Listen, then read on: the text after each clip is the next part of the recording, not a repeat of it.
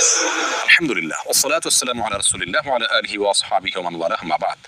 সুপ্রিয় দর্শক শ্রোতা ভাই বোন, ইসরায়েলের প্রথম সারির একটি দৈনিক, একটি গণমাধ্যম ইসরায়েল টুডে, সেখানে দাজ্জালের আগমন সম্পর্কে একটা তথ্য দেওয়া হয়েছে একটি সাক্ষাৎকারে। সেই তথ্যকে কেন্দ্র করে পৃথিবীর অনেক মানুষের মধ্যে কৌতূহল তৈরি হয়েছে, আলোড়ন সৃষ্টি হয়েছে।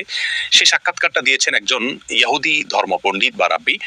তিনি সেই সাক্ষাৎকারে দাবি করেছেন যে তাদের ধর্মীয় ব্যক্তিত্ব, সিনিয়র ধর্মীয় ব্যক্তিত্ব একজন রাব্বি, তার সঙ্গে দাজ্জালের সাক্ষাৎ ইতিমধ্যে হয়ে গেছে। তার মানে দাজ্জাল পৃথিবীতে ইতিমধ্যে চলে আসছে এবং এর মাধ্যমে তারা মনে করেন যে দাজ্জালের আগমনের মাধ্যমে তাদের বিস্তার ঘটবে, তাদের প্রভাব পুরো পৃথিবীতে প্রতিষ্ঠিত হবে। কারণ ইহুদি ধর্মমত অনুযায়ী তারা দাজ্জালের আগমনকে ইতিবাচকভাবে দেখে, তারা তাকে ত্রাণকর্তা মনে করে। তারা মনে করে দাজ্জাল আসার পর গোটা পৃথিবী তাদের কর্তৃগত হবে।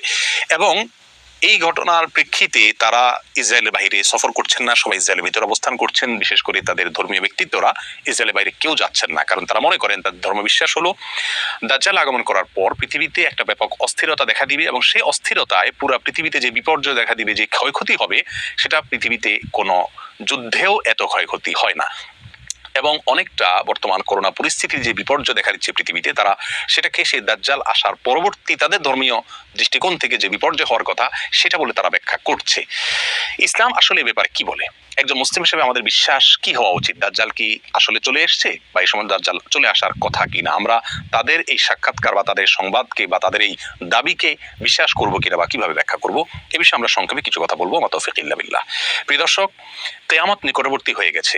এ বিষয়ে রাসূল আকরাম সাল্লাল্লাহু আলাইহি ওয়াসাল্লাম অনেক আগে আমাদেরকে জানিয়েছেন। তিনি বলেছেন, বুইস্তু আনা ওয়াস সাআতু কাহাতাইন, আমার এবং কিয়ামতের অবস্থান হলো দুই আঙ্গুলের মতো। অর্থাৎ আমার পরে পৃথিবীর সবচেয়ে বড় ঘটনা হলো কিয়ামত তথা পৃথিবীর বা মহাবিশ্বের ধ্বংস বা মহাপ্রলয়। তারপরে কিয়ামতের অনুষ্ঠান ঘটবে।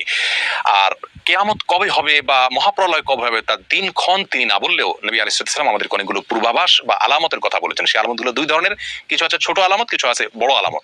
কিয়ামতের ছোট আলামত প্রায় 100-রও বেশি। সেই 100 আলামতের ভিতরে সর্বশেষ আলামত যেটা বলতে পারি তা হলো ইমাম মাহদির আগমন। ইমাম মাহদির আগমন এখনো পৃথিবীতে ঘটেনি, তবে ইমাম মাহদির আবির্ভাবের পূর্ব মুহূর্তের পরিস্থিতি পৃথিবীর কেমন থাকবে সে সম্পর্কে হাদিস থেকে ধারণা পাওয়া যায়। সেটা হলো গোটা পৃথিবীতে অন্যায়, অবিচার, অত্যাচার, জুলুম এটাই পরিপূর্ণ হয়ে যাবে। আর তখনই ইমাম মাহদির আবির্ভাব হঠাৎ করে ঘটবে এবং রাতারাতি তিনি গোটা বিশ্বের সুপার পাওয়ারে পরিণত হবেন এবং গোটা বিশ্বকে উল্টা মেরুতে নিয়ে যাবেন, ইনসাফ এবং ন্যায় দিয়ে পরিপূর্ণ করবেন।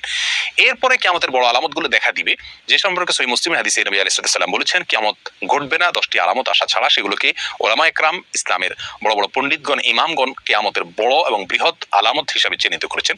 সেই আলামতগুলোর একটি হলো বড় ধোঁয়া দেখা দিবে কিয়ামতের আগে, যে ধোঁয়া পৃথিবীর ইতিহাসের বড় ঘটনা হবে এবং অনেক ব্যাপক আকারে হবে। আর দ্বিতীয়ত যে ঘটনাটি ঘটবে তা হলো